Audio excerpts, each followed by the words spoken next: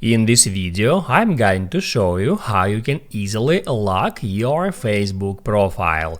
Be sure to watch the video to the very end so you don't make any mistakes, and of course do not forget to like this video and subscribe to my channel.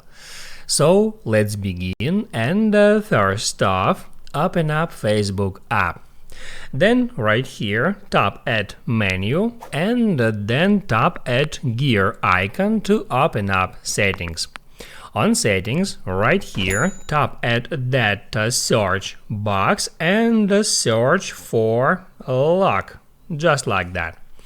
That will show you profile locking feature. You can tap on that, and that's where you can lock your profile. You can make your photos and posts more private in one step. Once you lock your profile, only friends will be able to see your full-size profile picture and the cover photo. Keep in mind that people will be still able to search for you and send you friend request. If you want to lock your profile, just hit at lock your profile button.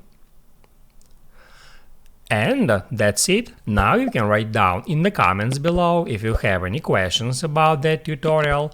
And also I recommend you to check out my Facebook tutorials playlist, which you can easily find in the description. Hit the like button if you liked that video, and I see you in the next one.